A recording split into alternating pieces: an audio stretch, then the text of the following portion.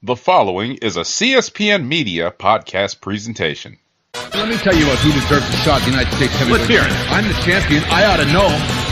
You know, I've been sizing up guys since I came to the WCW. And I think the one guy that stands out the most, the guy that I think has earned a title shot, El Dandy, I think you're a heck of a wrestler, you're a great technician in the ring, and you're a jam-up guy. I don't see any reason... Wait a minute. El Dandy has been wrestling in the cruiserweight division here. Please. He's a great wrestler. He's a great wrestler, but for goodness sakes, it's 50 pounds Who are you difference. to doubt El Dandy? Because this guy's a serious professional. Well, let's talk about some serious How about hypnosis? Let's get thrown... Psychosis? Whatever. He's a great wrestler. Hello, and welcome to episode 229 of the WrassleCast. I'm your host, Don Delarente, and I'm joined by my SmackDown Matters correspondent, Miss Didi Jonet. Hey, friend. What's up, friend? Nothing much. How are you? I'm good. I'm really good. You been all right? Nope. Oh, no. Uh-oh. I have to go visit the people tomorrow. What people? The people in HR. Oh, really? Mm-hmm. Oh, okay. Good luck. Yeah, but reasons. It's okay. I guess it's okay. Yeah, well. If not, cash at me. If you survive flooding out the whole office, I think you'll be okay. Let me tell you about the communication at my job. So I called the people in facilities to tell them I flooded it. They were gone for the day. So I called the main number for the whole place where I work.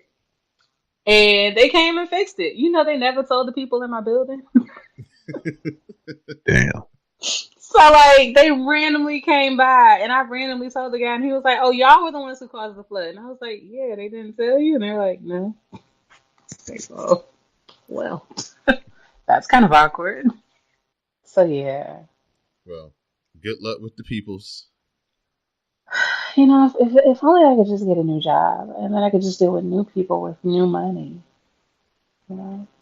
Or if I could become like a Real Housewife of wherever where they don't really work and they get paid to drink on TV, that would be like the best thing. I would be really great at that.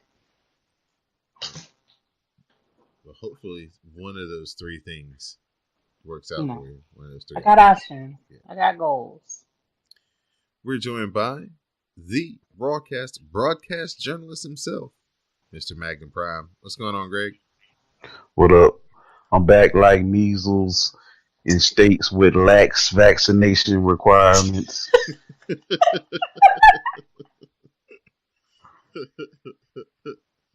Well, man, that's the reason why children are autistic is because they get vaccines, Yeah, exactly. Yeah. Exactly. They only, been doing it for 85 years. Pretty much, So, glad to have you back, G. Missed you last week, but we're gonna. We gotta congratulate you on winning Who You Got. Oh, okay. Yeah, all right. Yeah, cool. The Vince McMahon altered edition of Who You Got. You were the winner. So, congratulations. We marvel at your consistency at being able to win this game. I just throw darts at the board like the way they used to book Raw. Just whatever. That guy over there, that gal, they win, stuff like that. So speaking of Monday Night Raw, we'll move right into our reviews for this week as Monday Night Raw was taking place in Chicago, Allstate Arena. Shout out to Jade to the Max. Her hometown had a Raw this week. The crowd was hot as always. So Paul Heyman comes out, does his intro, but the crowd is booing Brock and Paul, and they start chanting "Burn It Down," and we've been on TV 15 seconds. He says that Rollins wanted Brock here tonight, thinking he's a bad man. Paul says Rollins thinks Brock has a problem with guys like himself, but he's a fool. Paul says Brock beat Styles, Bryan, and Finn Balor. He says Rollins has to face Drew McIntyre tonight, the same man that took out Reigns and Ambrose. What is Rollins thinking? He actually said that Seth walks around like he's all bad and bougie. And everybody was like, What'd you say, Paul? So that was a good moment in the broadcast. Live tweet. Drew McIntyre arrives, and he says it's refreshing to get the respect he deserves. He tells Brock he's going to have to find a new opponent for WrestleMania because he's going to take out Seth Rollins tonight. Rollins arrives, and he attacks with a chair from behind. So he lays out Drew. He beats him down with about 10 or 15 chair shots to the back. He then runs into the ring, and he chases off Brock. And that was our first segment. So Magnum Prime, I'll let you weigh in first. The champ was here. He was trolling, holding up the belt, bouncing around. And then Drew McIntyre came. So we got kind of, two ships crossing in the night. Maybe the one ship that's leaving in Brock and the new ship that's going to be on the horizon in Drew. And then we had Seth kind of, get involved in the mix. So how'd you feel they did building up the match at WrestleMania and possibly building up the first challenge to Drew McIntyre? And I'm never a fan of having your top talent really mix it up like that before you're going to get into a program with them. So, and then, well, I won't get ahead of the program, but I mean, I'm not a big fan of it. I more so love the promo that Heyman was cutting, because I always marvel at his hair situation, because it's a throwback to like Boss Hogg, and I'm like, yeah, like only Heyman can do that in 2019. So big ups to him on that. Didi Jonay, on your scale of chair shot ratings, how would you rate this attack by Seth Rollins? To an 8, because I haven't had very much to compare it to lately, but it made me very happy. Yes. First person I thought of was you. It's like, I know somebody who's happy right now. Yeah. You know how like you see something and that good old Grinch grin comes across your face? Mm-hmm. It's very bad. That's going to happen in the SmackDown Madness report for me later on. Oh, that's messed up. So Finn Balor and Braun Strowman, well, it's supposed to be a mystery partner, but Michael Cole kind of spoiled it as they went to commercial. But it's Finn Balor and Braun Strowman versus Lashley and Lio Rush. Finn Balor cuts off Lio Rush and tags in Braun. Braun runs wild on Lio, tossing him around with ease. Lashley makes the save with the spear. It breaks down, and Lio hits a big frog splash for a 2 count. Lashley takes out Finn Balor. Braun then takes out Lashley, and he chokeslams Lio Rush. Lashley bails, and Braun hits the power slam on Lio for the win. So, for the 27th iteration of Finn Balor and Bobby Lashley on Monday Night Raw, Lio Rush might be the toughest dude in WWE. Yes, for sure. We had that one Beal that literally was a slobber knocker. There's no JR to call it. That's the way it goes. It's unfortunate, man. But yeah, I'm tired of Bobby Lashley and Finn Balor. They need to just move on from these two dudes. I can't wait till we get something new for both of them. So totally burned down on that. Ronda Rousey arrives, and she is informed that extra security has been hired for the night. She's late, and if Ronda has a I don't give a fuck attitude, she's got Travis Brown with her, so, they're all big and bad. And when they walk in, I put on the live tweet that per the mind of Didi Jonay, this is when Alicia Fox comes up from behind with a lead pipe and lays them both out. but we didn't get that booking, but that would have been highly entertaining. I mean, it was right there, but yeah. It's time for a moment of bliss. Elias is Alexa's guest this week. Alexa Bliss hypes herself up as the host of WrestleMania, and she praises the card. Elias arrives, and he jams on his way out. Alexa Bliss flirts with him and promises that this is a safe place. Elias announces that he's the headlining musical act at WrestleMania. Didn't we suggest that, Didi, on our show? Probably. He's motivated to thrive in the moment, and then he mocks the Chicago Bears. Elias says, on that night, if anyone dares to interrupt him, and that's when No Way Jose's music hits, and the conga line with Big O, Otis Dosovich leading the way, they dance out. Alexa Bliss is not happy that they came out early. She said, Otis, this is not what they practiced. And so they're having a kind of, she's running them down, and Elias is just looking at them like, what are y'all doing? And then that's when No Way Jose unmasked himself, and he attacks Elias. Okay, now, DJ Nace is the second week in a row we got to see No Way Jose with his green hair. Mm-hmm. Fashion cast, do or don't? Give it to Naomi. It don't work for him. So that leads us to a match, Elias versus No Way Jose. No Way Jose heads up top. The high cross body block misses, and Elias follows with the clothesline. They trade punches, and Elias hits a body slam and a knee drop. Elias goes up top. He hits the elbow drop. Elias follows up with the drift away, and Elias gets the win. Mm-hmm. So that fulfills Elias's quota of wrestling at least once in the month of March. And we'll see when he wrestles again in April.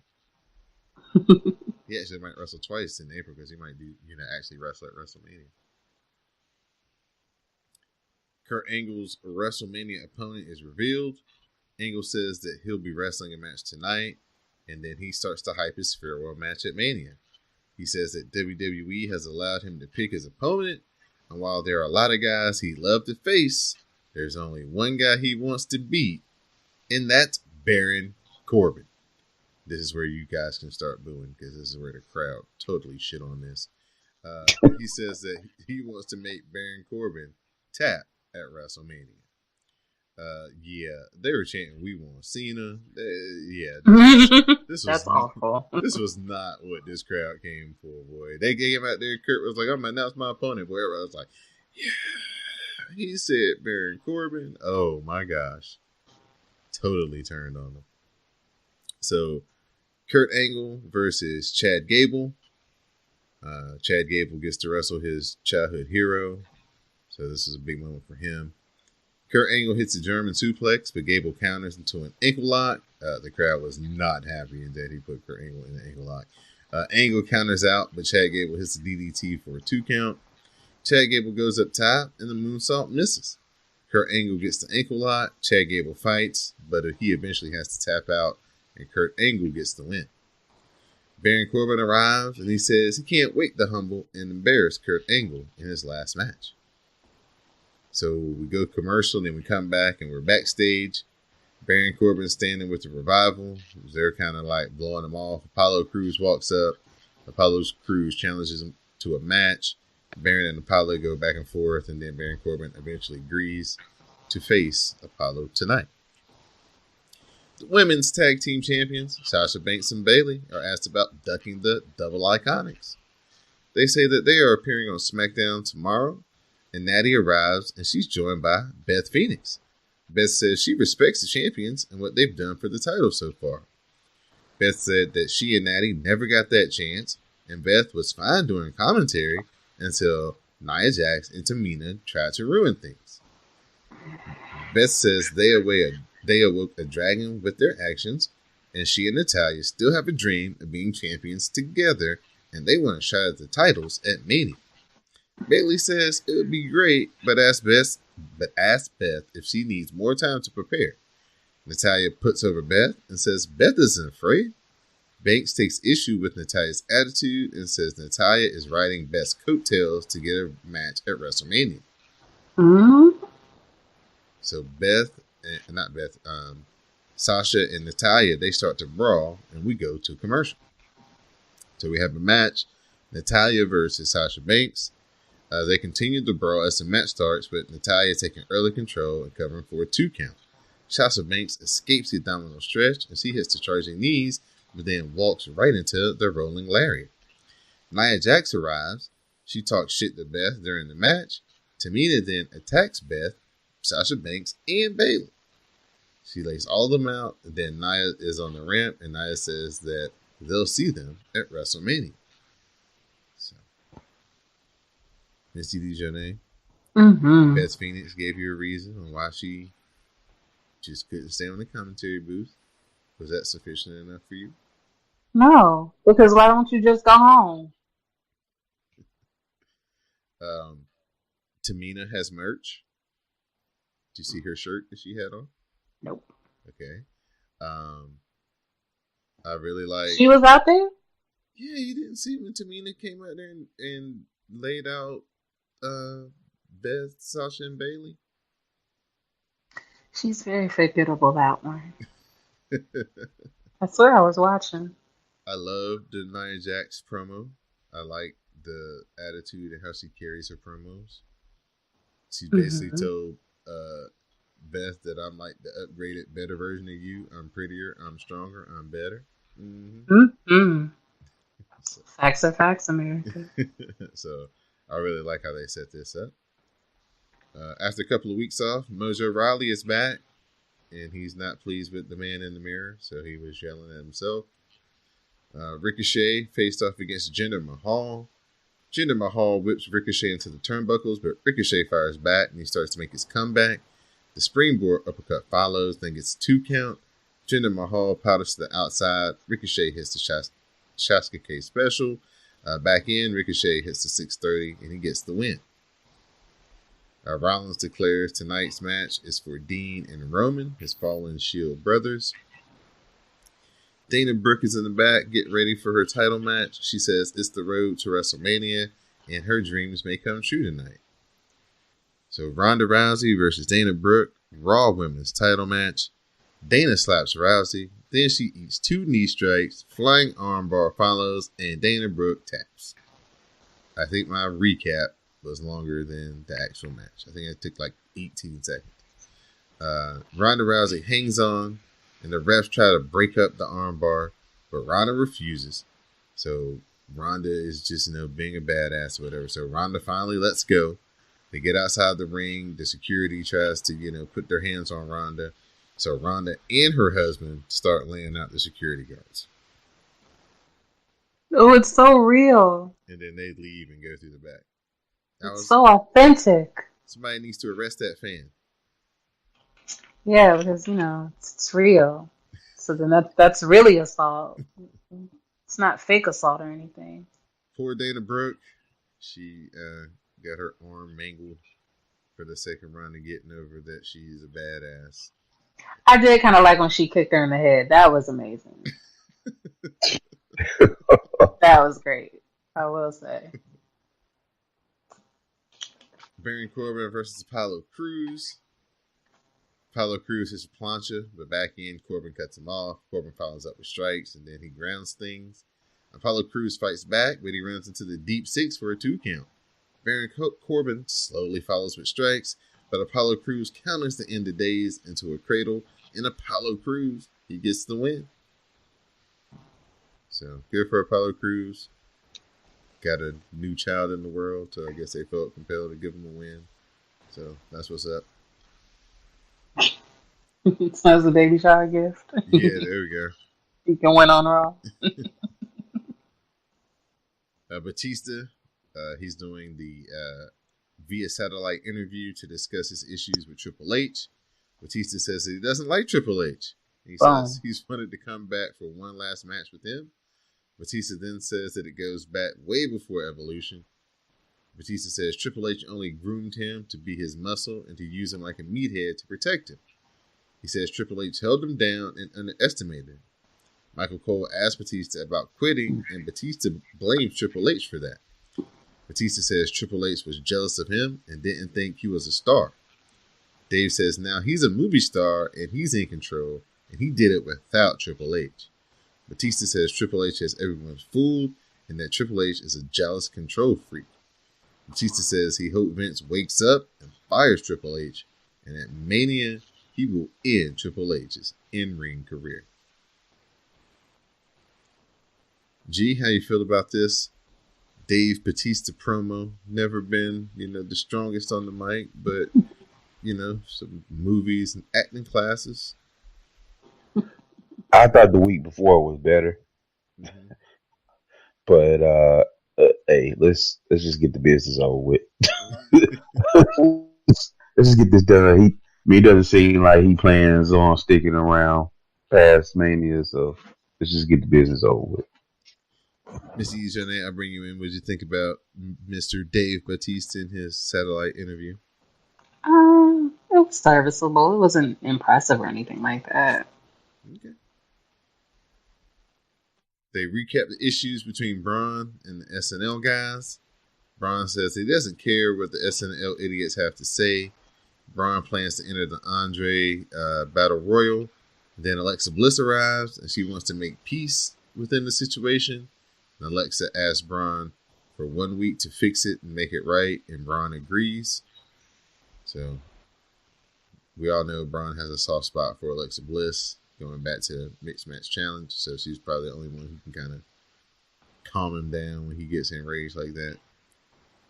Drew McIntyre comes out. He says his actions speak louder than his words. And then we get the video of him beating down Roman last week. He says the big dog was back, but he knows that Roman wasn't the same guy. And thanks to him, the Shield is done. Drew says this is his yard now. And Drew says that then he tells Joe that if he wants to be a hero so bad, he challenges him to a fight at WrestleMania. Drew tells Roman to look at your wife and kids and say no for them. He says, if you fight me, all bets are off. Drew says, I will destroy and hurt you. Then Seth Rollins arrives on the screen and says that things like that are the reason why he attacked Drew McIntyre earlier tonight. And he says again that attack was for his brothers, but the match tonight was for him. So it's main event time, Seth Rollins versus Drew McIntyre. McIntyre grabs a chair and Rollins super kicks it into his face. Rollins follows with suicide dives, the sling blade, and a super kick for a 2 count. Drew McIntyre fights off the powerbomb and hits the reverse Alabama slam for a 2 count. Drew McIntyre takes Rollins up top, but Rollins slides out and he heads back up. Drew McIntyre headbutts Rollins to the mat, but Rollins pops up with the superplex, and then he does the Falcon Arrow for the near fall. Brock's music hits, and Brock arrives to distract Seth Rollins with a Claymore by Drew McIntyre, and that leads to Drew pinning Seth Rollins and getting the win.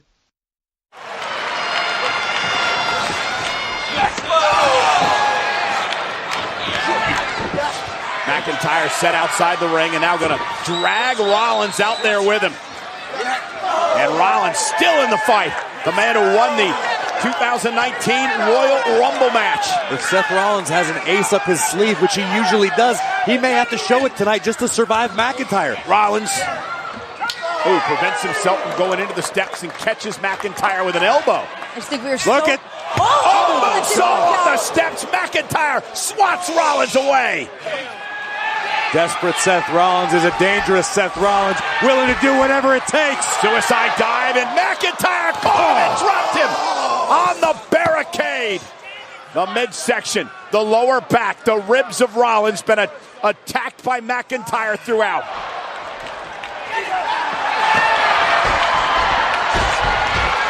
And now driving McIntyre into the barricade. And again, where's this coming from? And Seth again a second time. Oh my God! Rollins doing this for Reigns, for Ambrose. And for himself with a sling blade. Kick to the face. Cover. Rollins for the victory. McIntyre kicks out at 2.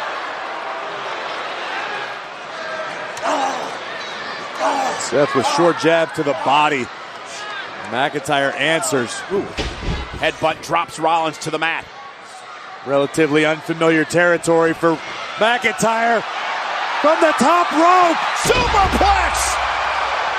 And now, look at this. Falcon Arrow by Rollins for the victory over McIntyre. What an incredible kick out by McIntyre. But what a display by Rollins, who now has to be wondering, what do I need to do? Has McIntyre where he... Oh, no. Oh, wait a minute. Kick to the midsection. But that is the music of the Universal Champion, of the Beast, Brock Lesnar. Flanked by his advocate, Paul Heyman. Lesnar just gave the championship to Heyman. Rollins. Meanwhile, McIntyre with a Claymore kick. Off the distraction. The cover on Rollins. McIntyre with the win. And a huge Here's win. your winner, Drew McIntyre! On the face of the champion. Mind games work. McIntyre takes out Rollins.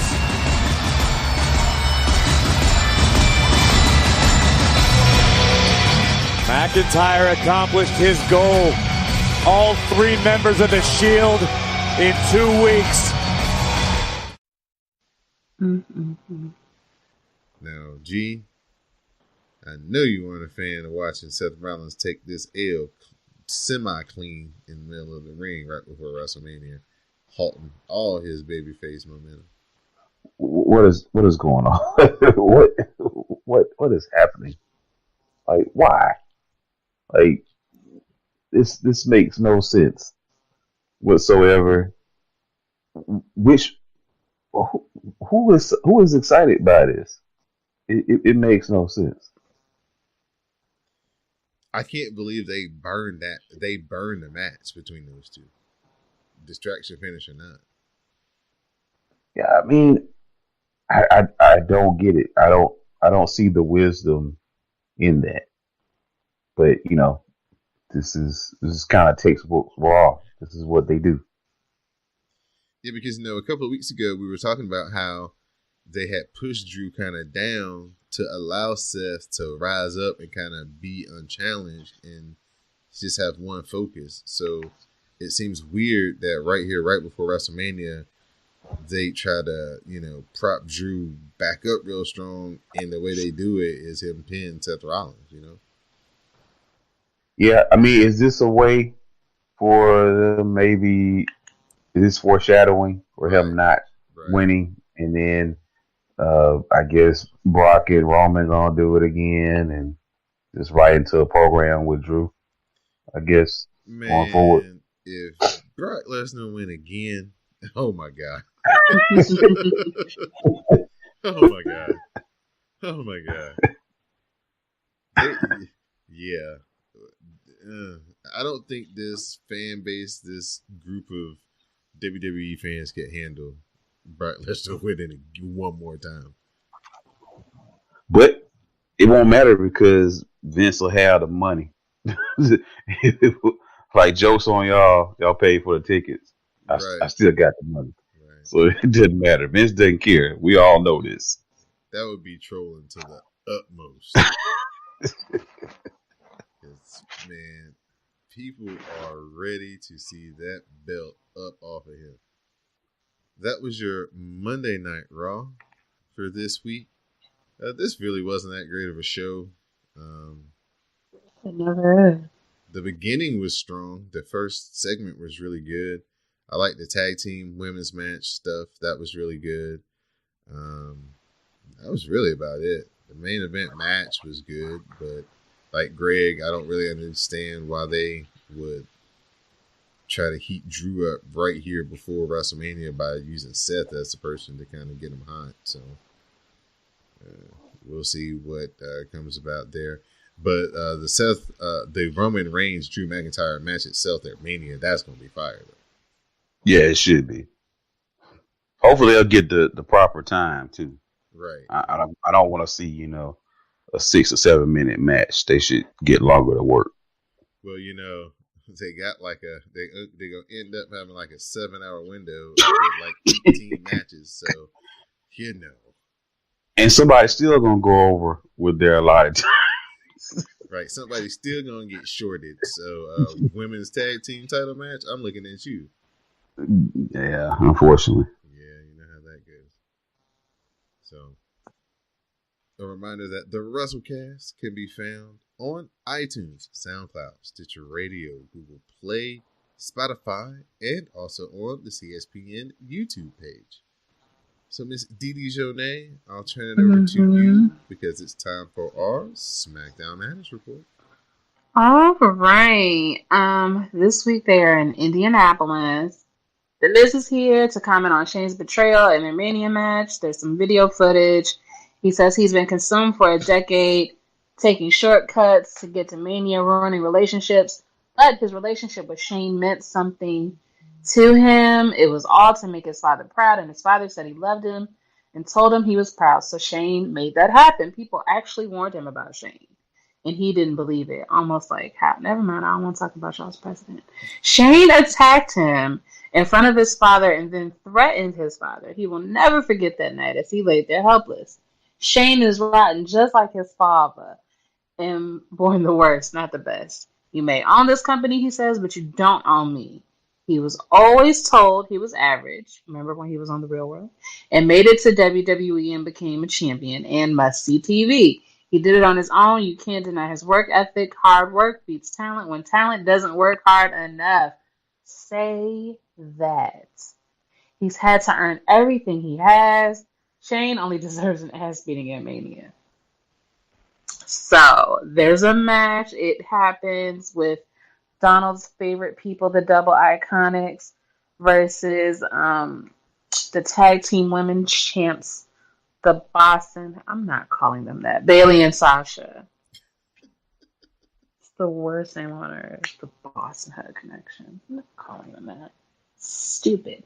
So this is a non-title match to prove that the Double Iconics are better than Bailey and Sasha. Bailey fights and makes the tag. Bangs runs wild, hits a Meteora, and then dumps Billie Kay. There's a knee strike that follows. Sasha takes out Billie Kay and then Peyton Royce. The notes leave out that weirdo Lacey Evans came walking down the ring for no damn reason and distracted my girls. And that is how Peyton Royce was able to roll up Banks for the win. Also, along with the help of Billie Kay holding her arm so that she couldn't raise her shoulder. And that's when I had my little smile. I know you did. When you told me you had a Grinch smile, it was like there could only be one reason. I was like, I love the Hill Life Supreme move. Yeah, no, I'm not mad. Yeah, if you're not cheating, you're not trying. Right. Who's mad? I'm not mad. Yes. And well, I'm mad it was Sasha, but I'm not mad. Peyton Royce looks amazing with her sandy brown hair. Sure. I'll let you have it, because Lord knows I could go on about Elias. Next, the Kevin Owens show. Kevin Owens is a fan. What? You skipped the part. I don't care about 7 foot tall Rey Mysterio Jr. Does it make you feel old? No. Does it make you feel old? Hell yeah, because that kid was like 7 years old, 8 years old. Let me tell you something. I work with children who were born in 2004. There's nothing about Dominic that could make me feel older than I already feel. Like I'm there already. Like it was a culture shock when I was like 97, 99, 2000, 2003. First of all, we skipped 2001 and 2. We went straight to 2003 and 4. And I'm like, you young ass children, what is this? And they're all taller than me. Niggas got mustaches and shit. Like, shit is weird. So yeah, no. Dominic is 1,000,000 feet tall. That's great.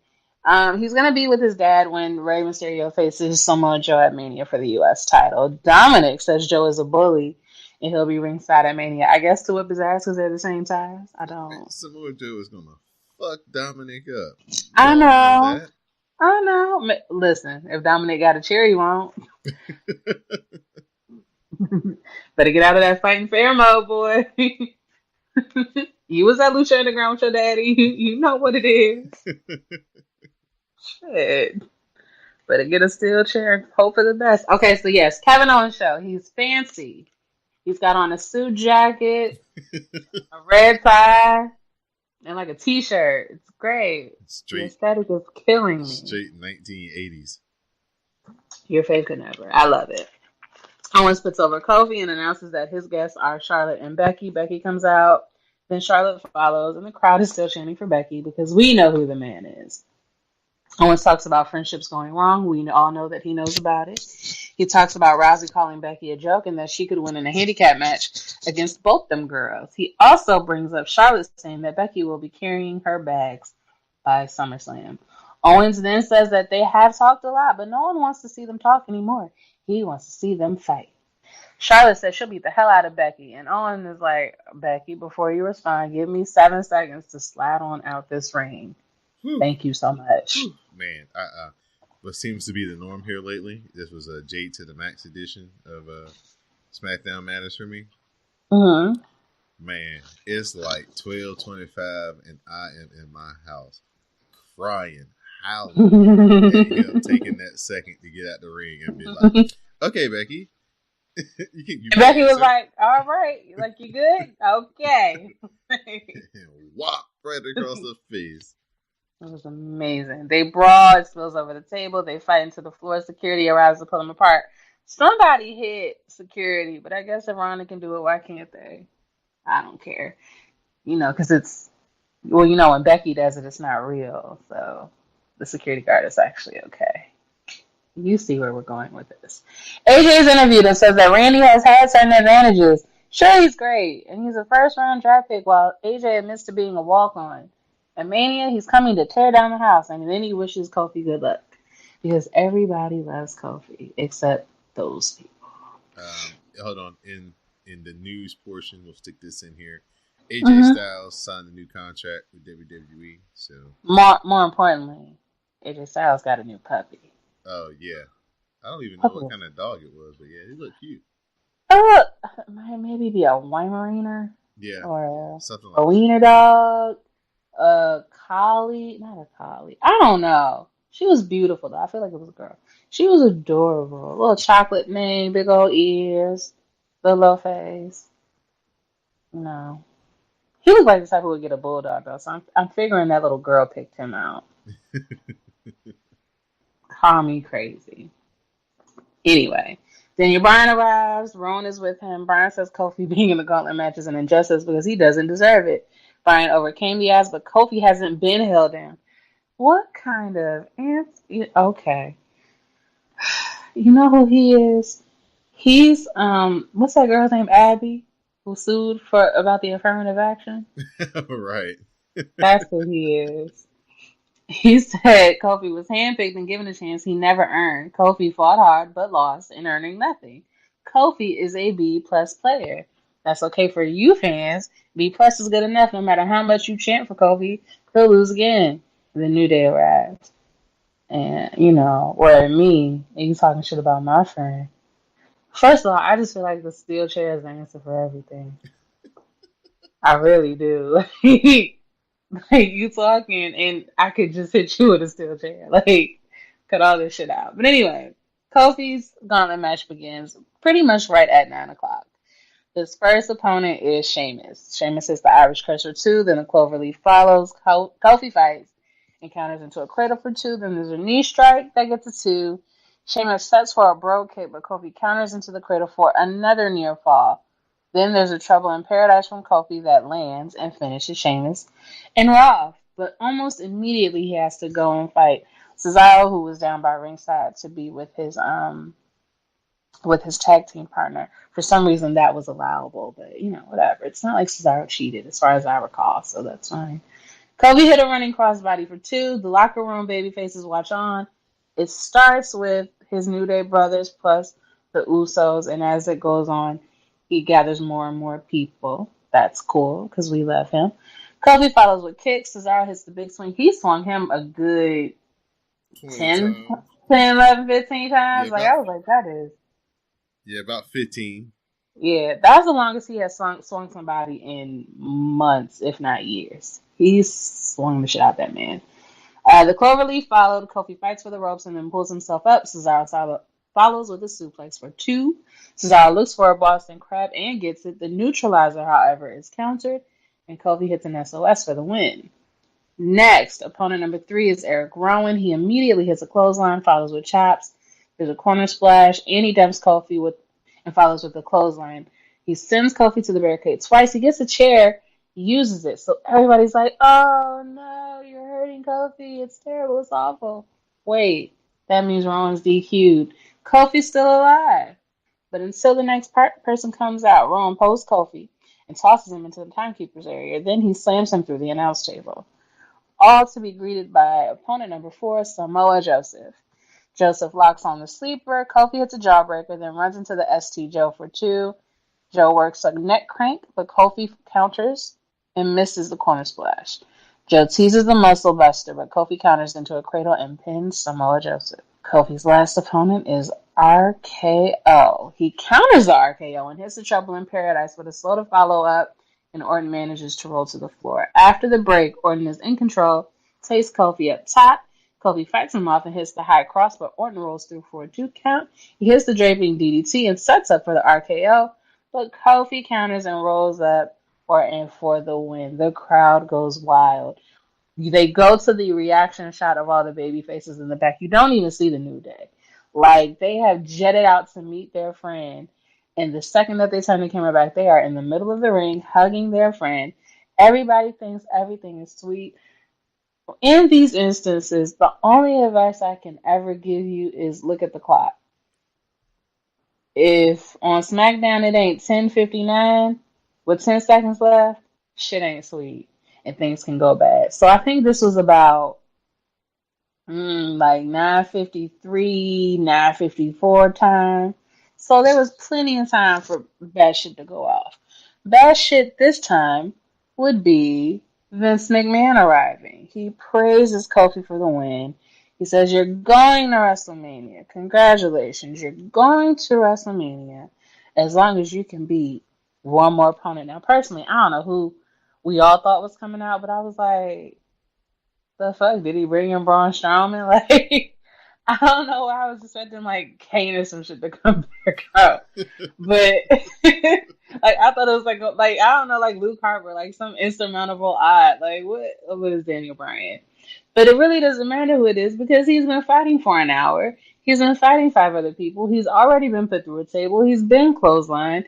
He's been thrown into the timekeeper's area. He's been fucked up. So a fresh ass Daniel Bryan, little as he is a big problem. Daniel Bryan lays in kicks, misses the head kick and the SOS by Kofi gets a 2. Bryan goes back to the kicks, hits 2 corner drop kicks. Kofi counters the third into a cradle for 2. He heads up top, which was a bad idea. But Bryan cuts him off and Kofi crashes and burns. He stomps away at Kofi like Kofi owes him money or some shit. And then he hits the Busaiku knee and he pins Kofi, and everybody's sad except Vincent Kennedy McMahon.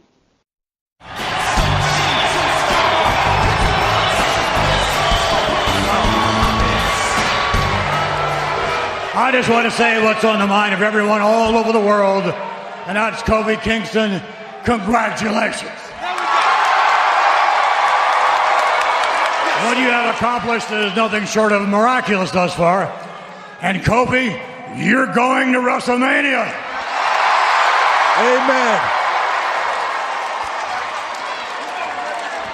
You're going to WrestleMania as long as you can defeat this one last opponent. Are you kidding me? And Xavier, you and Big E must leave the premises immediately, otherwise Kofi would forfeit his opportunity. Why? This is the most ridiculous. And just one other thing, I mean this from the bottom of the heart. Kofi, good luck. Good luck? What? For what? No. What? No.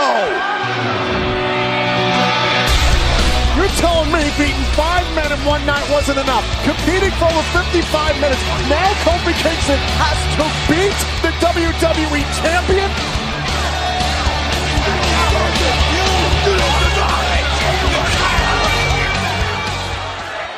The people still believe. You have every reason to believe. I still believe as well. After what I've seen this man, Kofi Kingston, go through.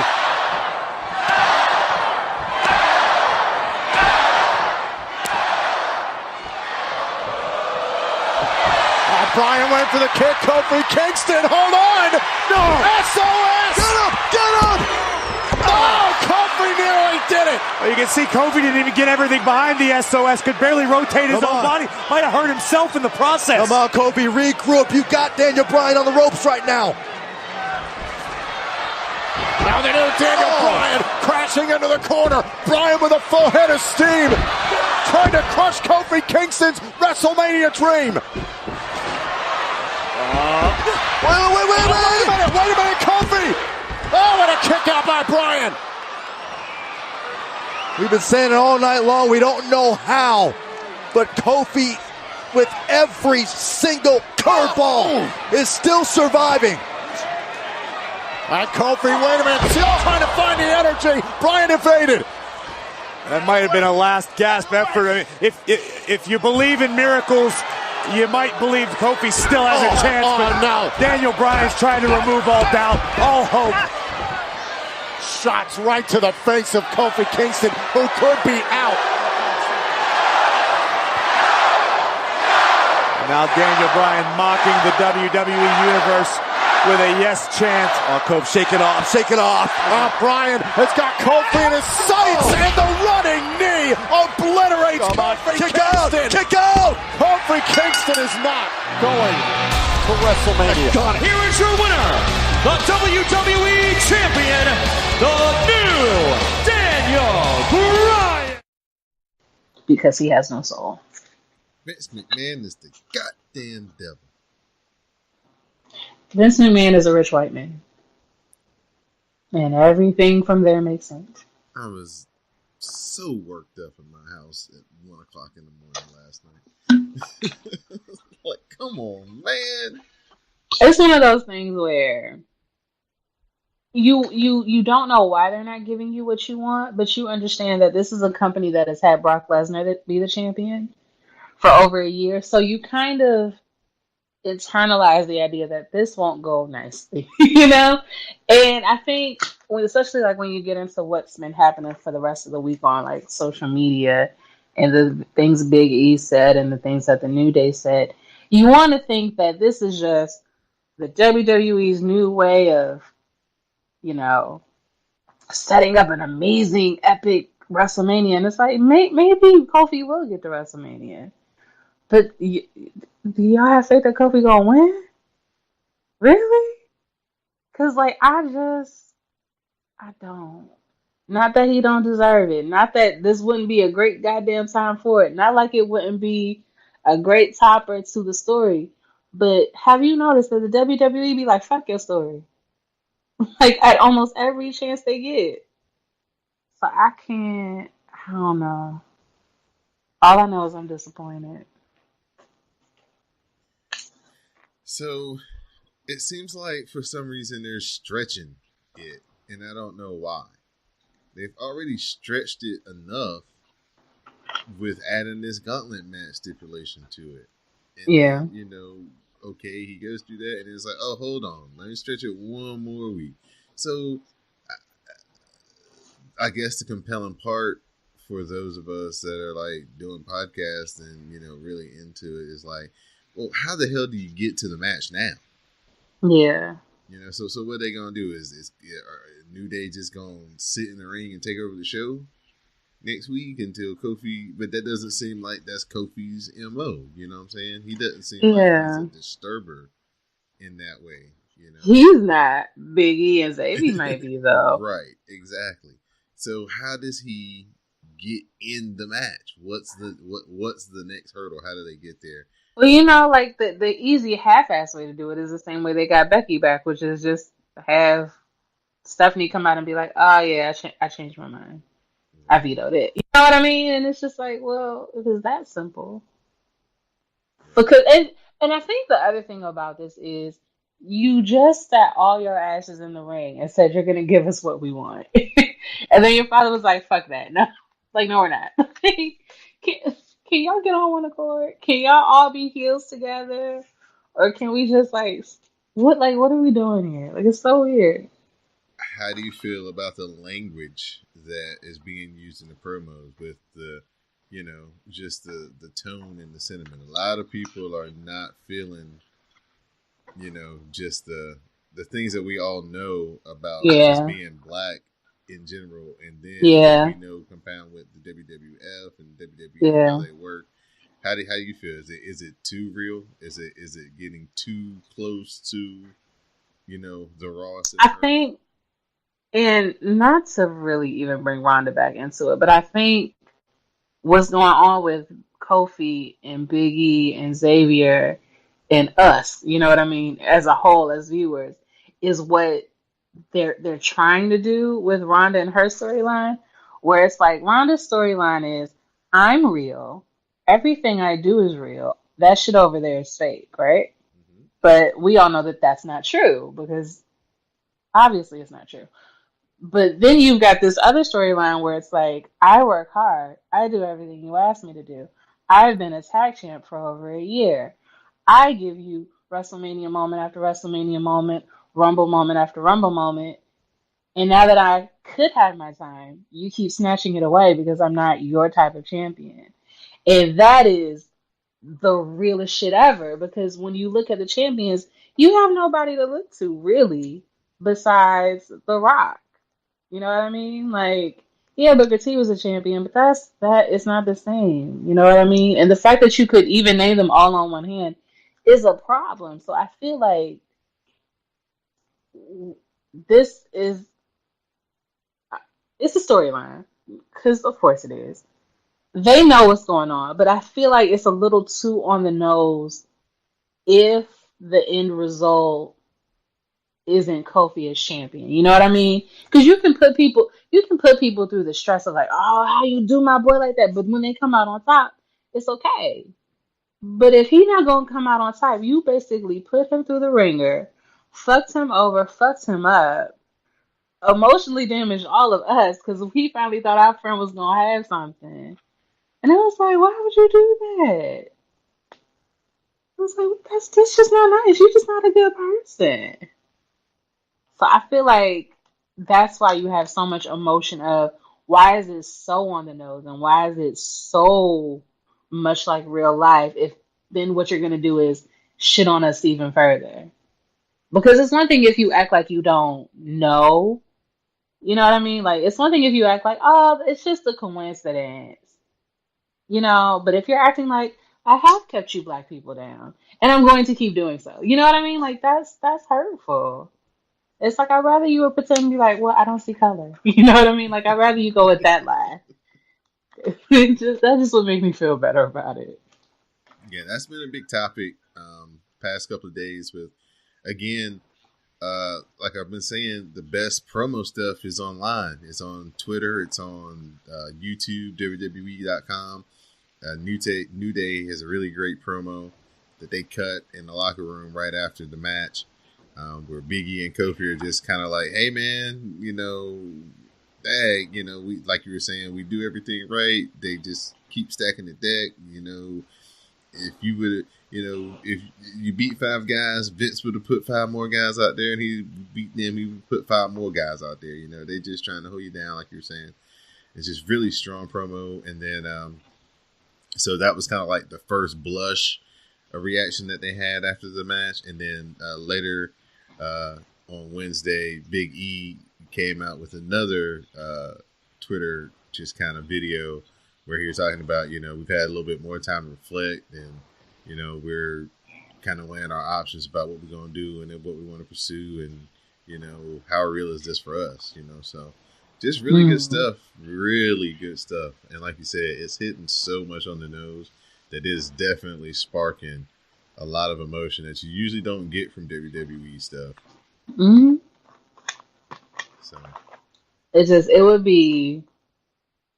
wouldn't even be heartbreaking, right? But it would be so on the nose if after all of this, Kofi still lost. Like, because I firmly believe he'll be at WrestleMania.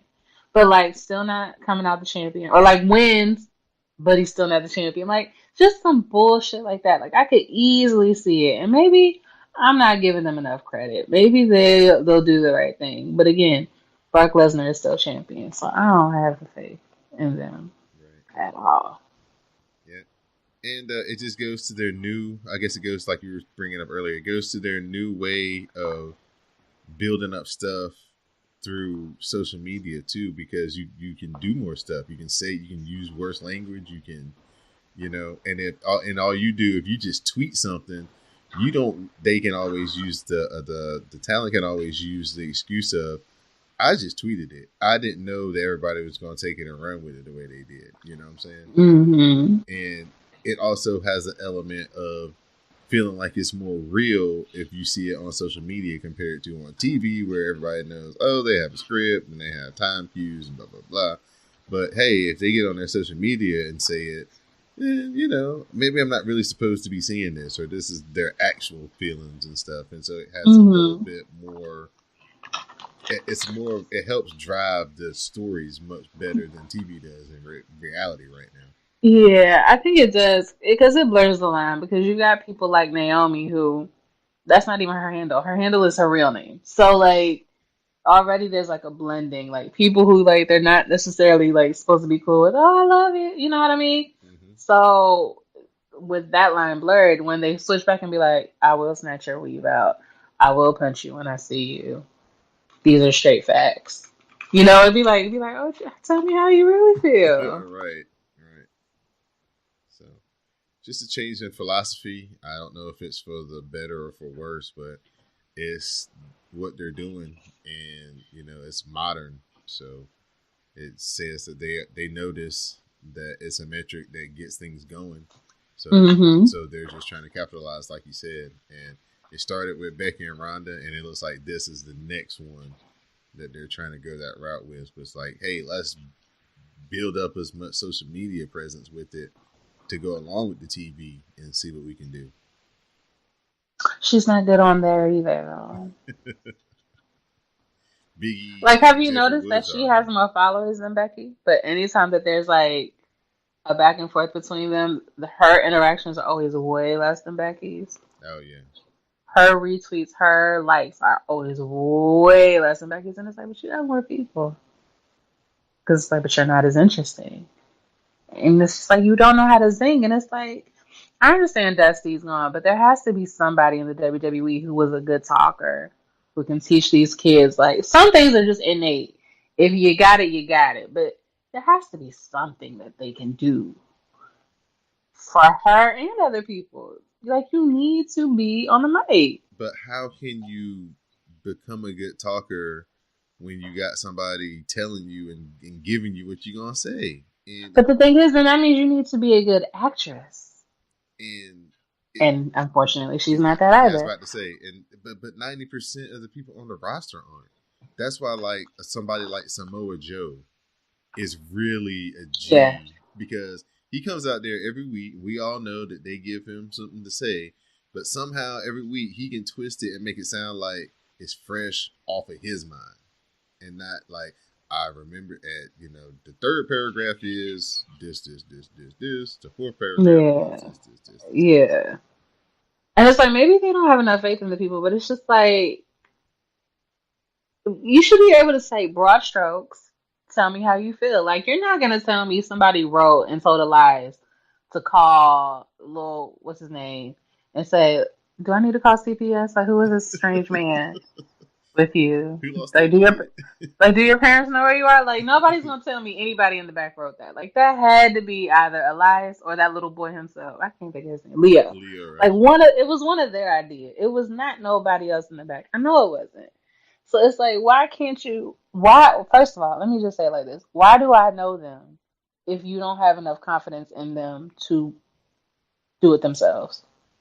Like, they just shouldn't be out. I should not have seen Ronda until she was able to not stumble over her words. You know what I mean? Mm-hmm. She should have stayed wherever she was.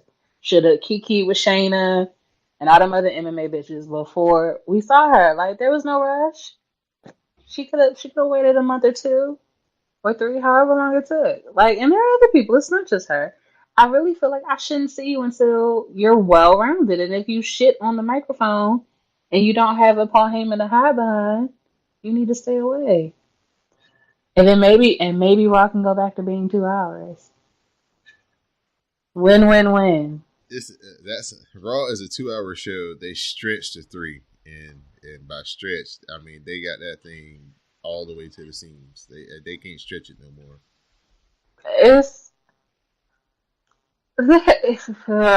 There are ways to do it, but it's just like, why? Why are we even trying so hard? It kind of goes back to what we're talking about.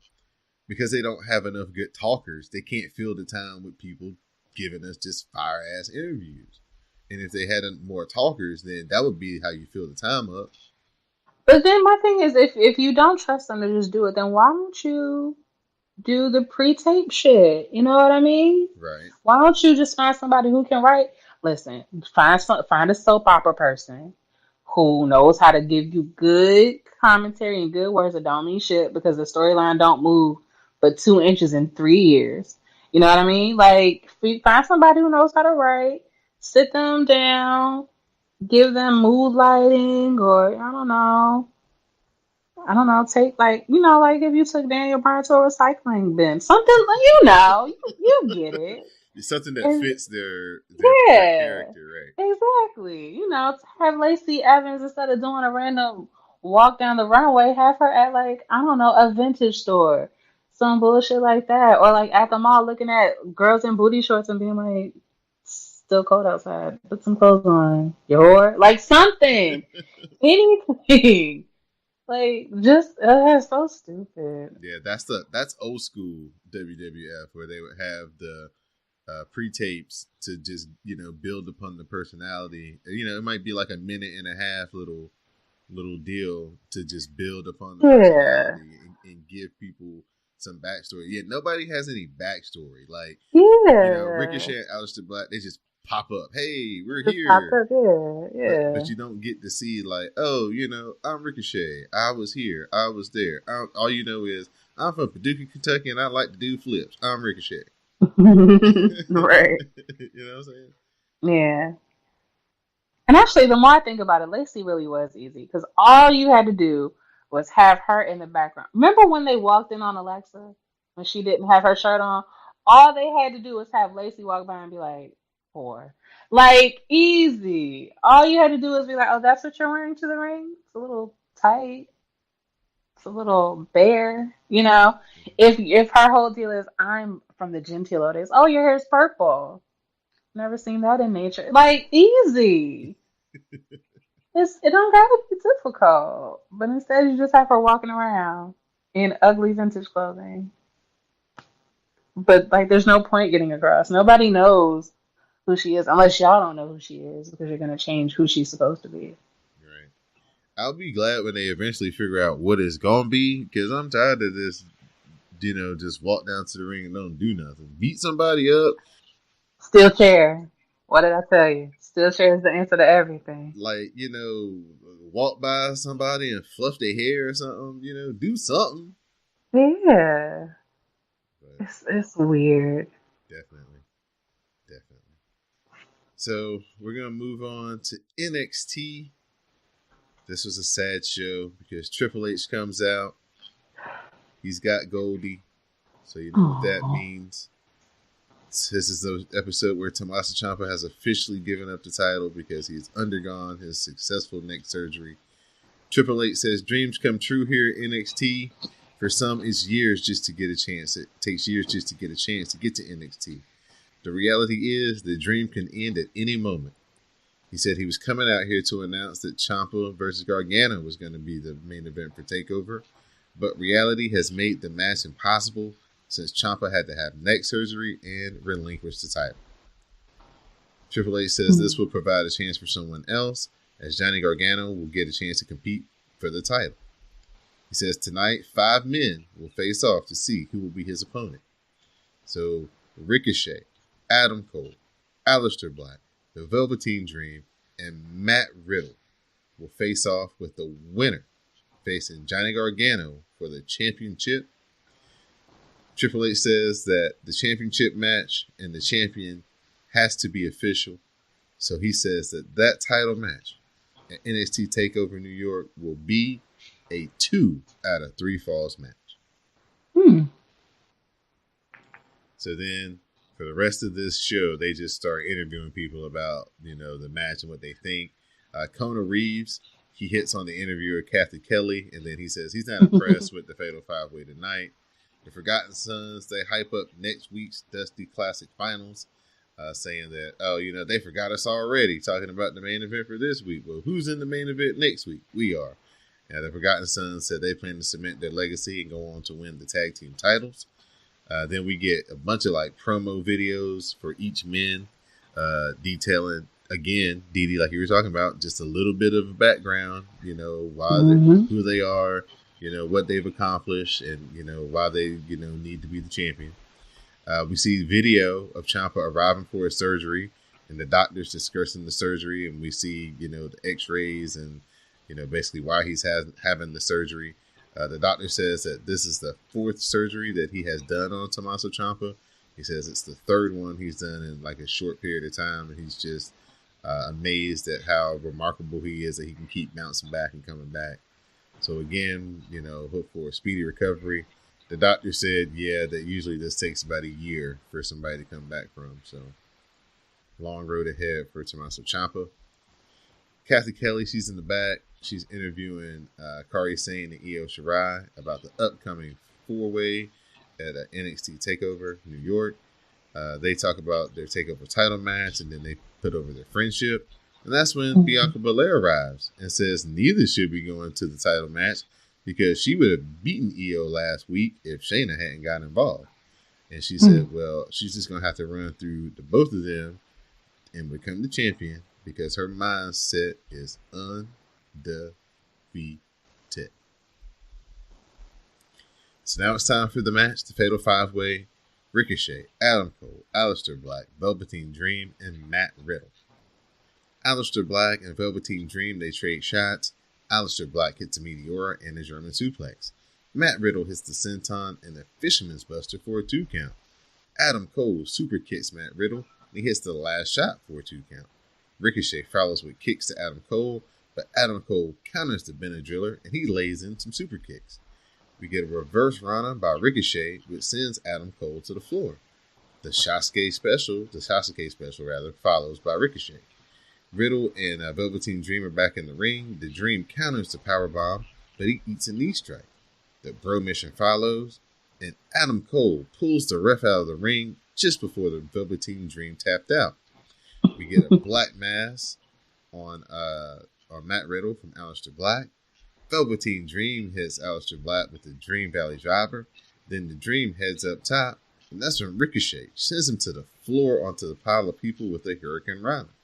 The Shooting Star press from Ricochet to Matt Riddle follows, and that's when Adam Cole hits the knee strike to Ricochet, and he pins Ricochet, and Adam Cole, baby, will go on to face Johnny Gargano at NXT TakeOver New York. This was a hell of a match, as you might imagine. It was about 25 minutes, and they were just all over the place. Big moves, big strikes, big flips.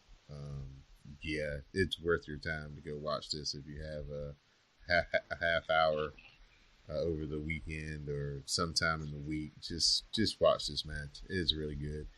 And so it looks like Adam Cole, baby, is going to be on his quest to start the Undisputed Era, gaining all the gold in NXT. They vowed that they would have all the championships, and it looks like they're going to try to start with the NXT championship. So Adam Cole, Johnny Gargano, that's going to be a hell of a match. 2 out of 3 falls.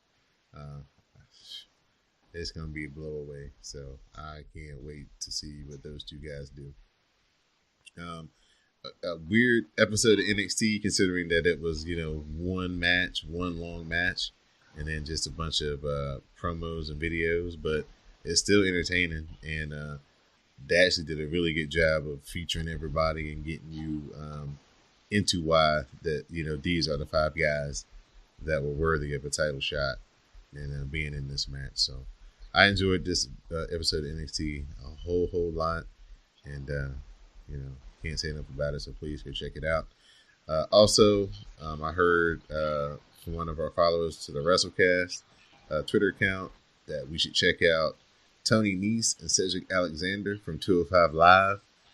It was the finals of the Cruiserweight tournament to see who's going to face Buddy Murphy at WrestleMania, and praise is really high on that match, so there's another suggestion for you guys. that you can check out from WWE this week. So, Miss Dee Dee Jonay, at this point, if there's anything else you'd like to add, your shout outs and thank yous for this week. Nothing else to add. I just shout out Jade as always. Mel, because Mel always gets shout outs. Sam, Greg, the chairman, all the ladies of Glow, Jade Trilla, my K-Pop Connect. Who else? Oh, Ash, my General Hospital Connect. Shout out to her too. I don't think I'm missing anybody. I think that's it.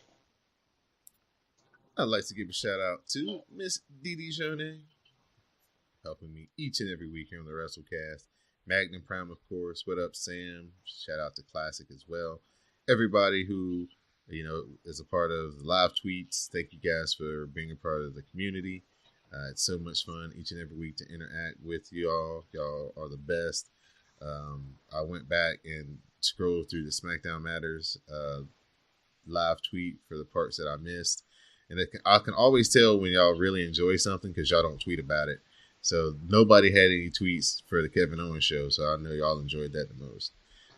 It's like there's tweets about this, there's tweets about that, but that part is like nobody tweeted. It's like, oh, everybody was watching that, they were enjoying it. So thank y'all once again for rocking with the WrassleCast, listening to the episodes, following the Twitter account, interacting. We greatly appreciate it. Like I said last week and every week, check out the Patreon page. Go check out the Dark Match. Listen to the pre- and post-show conversations of the WrassleCast, Cast of Strong Style. Head over to patreon.com/CSPN Media. Sign up to become a Backstage Pass holder. And for $3 a month, you'll gain access to all the premium content that we have here on the CSPN. So please check it out. You get a little bit more in-depth talk on some things we don't always get a chance to talk too in-depth about on the WrassleCast. You can hear about Miss Dee Dee's journey through keto and how that's going. And I lost 30 pounds. Oh, congratulations, friend. Thank you. Getting bikini ready, fellas. Watch out.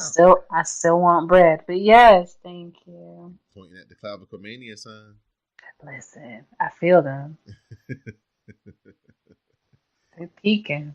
So I think that's the perfect way to end the show with Dee Dee Jonay giving us her results of her keto. So it's definitely working and paying off. Keep up the hard work. So proud of you. And on that note, for our SmackDown Matters correspondent, Miss Dee Dee Jonay, the WrassleCast broadcast journalist, Magnum Prime, I'm your host, Don De Laurenti, and this has been episode 229 of the WrassleCast. Please stay tuned for the parting promo. Honestly, I'm not even surprised. I'm not even surprised. Of course, Vince brought somebody else to fight you because there was never any chance for you to actually win. It doesn't matter. He beat 5, they bring out another 5. Exactly. He beat those 10, he bring out another 5. I'm telling you, after over an hour in the gauntlet, he did it once, he did it again. It doesn't matter. It doesn't matter. The glass ceiling is still there. He'll punch through that glass ceiling. Kof, you'll punch through that glass ceiling. They'll just put another one there. It doesn't matter. What else have we done here? What more do we have to do here? Every time you get a shot, there's hurdle after hurdle after hurdle. You put your life on the line. You put your body on the line. You put everything on the line for 11 years. That's no loyalty given back to you. What more do you have? That is your reward, Kof. What happened tonight? That is the reward. 11 years. Why are we doing this anymore? Why are we doing this, Kof? There's no reason. Kof, you've done a lot in your career. There is absolutely no reason that should happen. So matter of fact, you know what? I think we should quit. Honestly, if I'm being honest, I think we should quit. Honestly, you've done a lot here. I agree. I think we should quit too. That's not. We've done everything we can here. Kof, everything we can. Vince McMahon showed it himself. That's as high as you're gonna get. Yeah. That's it, Kof. And that's the man. And it's not you. It's not you because you showed everything. Exactly. You showed how good you are on a weekly basis. Yeah. This last month, for 11 years, you showed it every night. And this is it. This is the casino. And this is them telling us you can't beat the house. That's exactly what they want everybody to understand. And they're using you. They're using us as an example to show that. So if they're gonna do that, that's the loyalty that they show after all this time? Let's go home, Cove. You got kids. It's not like we don't have other skills. Kids. Let's go home. That's why we're so important, because we can do everything else. That's why they love us so much. Think about it. You can go home, you can see your kids, man. On a weekly basis. Think about it. What are we doing here? Trust me. Think about leaving. Trust me when I tell you, man. I've been doing this for 11 years, man. I understand. I feel like I've done everything the right way. I've done everything by the book. Of course you have. You have. You've done it all. Find another mountain at the top of a mountain. You know what I'm saying? They put on. You're gonna put another mountain on top of that. That's what it is. You climb that mountain, they'll put another mountain on top of that. It doesn't end. I get it. But if we quit, then Vince wins. Then Daniel Bryan wins, man. We can't quit. Not like this. Come on. I know emotions are high, man. Emotions are running high right now. I think we need to just take some time and figure it out. Yeah. You know? But I need to get out of this building, first and foremost, man. Right. I need to get out of this building. It's worth thinking about, man. Yeah. We can go home. You got kids, you got a wife, you got a family. I've been doing this since I was 17. That's a long time, man. I love this. But if it's not gonna love me back, I can't be in that relationship anymore.